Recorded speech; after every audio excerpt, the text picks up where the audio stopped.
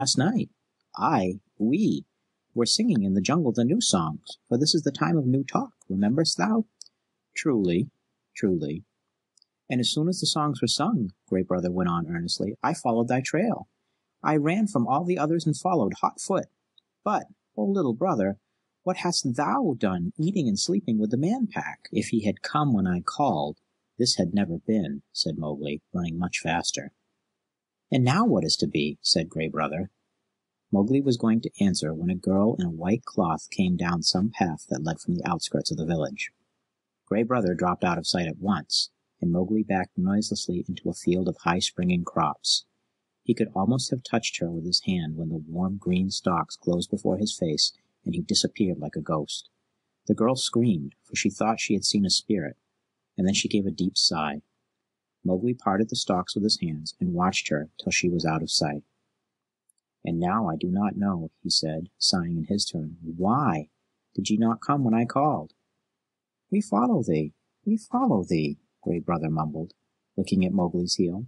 We follow thee always, except in the time of the new talk. And would ye follow me to the man-pack? Mowgli whispered. Did I not follow thee on the night our old pack cast thee out? Who waked thee lying among the crops? I, but again? Have I not followed thee tonight? Ay, but again and again, and it may be again, Grey Brother. Grey Brother was silent. When he spoke, he growled to himself. The Black One spoke truth. And he said, Man goes to man at the last. Raksha, our mother, said. So also said Akela on the night of Red Dog, Mowgli muttered. So also says Kaa, who is wiser than us all. What dost thou say, Grey Brother? They cast thee out once, with bad talk. They cut thy mouth with stones. They sent Buldeo to slay thee. They would have thrown thee into the red flower. Thou, and not I, hast said they are evil and senseless.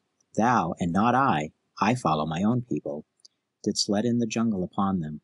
Thou, and not I, didst make song against them more bitter even than our song against Red Dog. I ask thee what thou sayest. They were talking as they ran.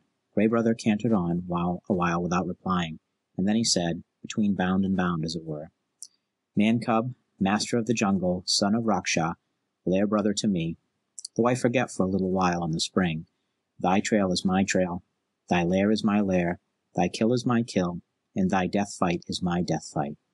I speak for the three, but what wilt thou say to the jungle? That is well thought. Between the sight and the kill it is not good to wait. Go before and cry them all to the council rock, and I will tell them what is in my stomach. But they may not come. In the time of new talk, they may forget me. Hast thou, then, forgotten nothing? Snapped Grey Brother over his shoulder, as he laid himself down to gallop, and Mowgli followed, thinking.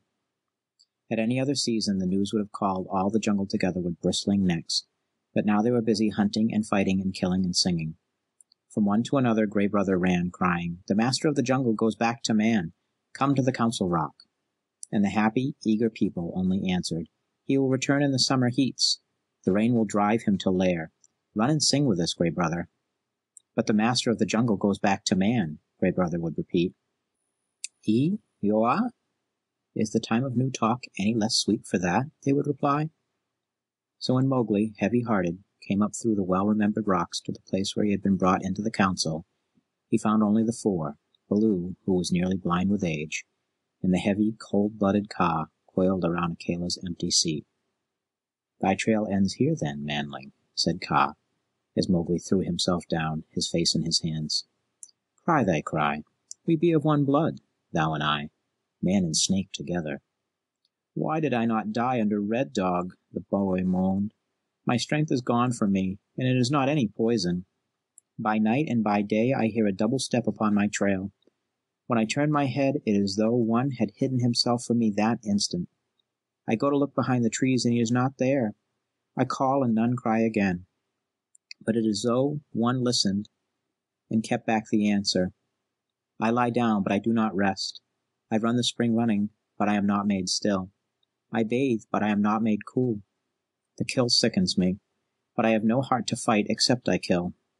The red flower is in my body, my bones are water, and I know not what I know.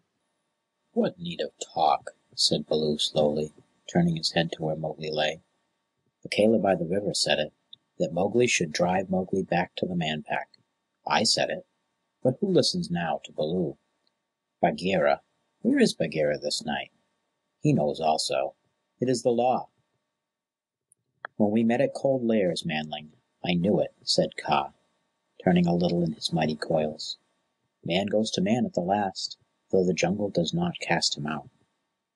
The four looked at one another, and at Mowgli, puzzled but obedient.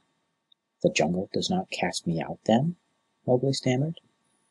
Gray Brother and the three growled furiously, beginning, So long as we live, none shall dare. But Baloo checked them. I taught thee the law. It is for me to speak, he said. And, though I cannot now see the rocks before me, I see far.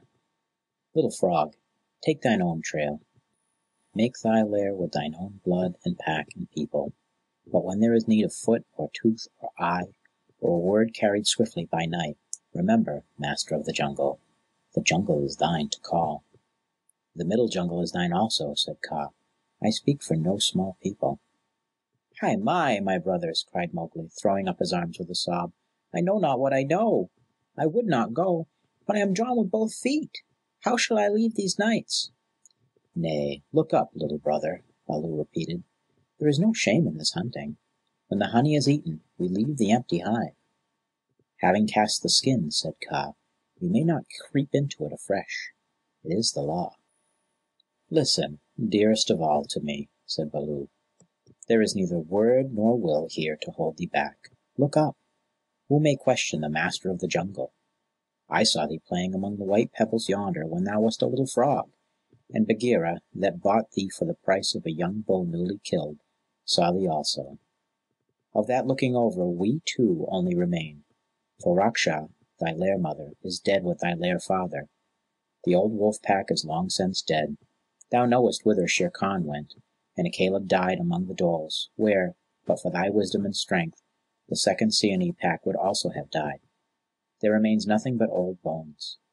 It is no longer the man-cub that asks leave of his pack, but the Master of the Jungle that changes his trail. Who shall question man in his ways?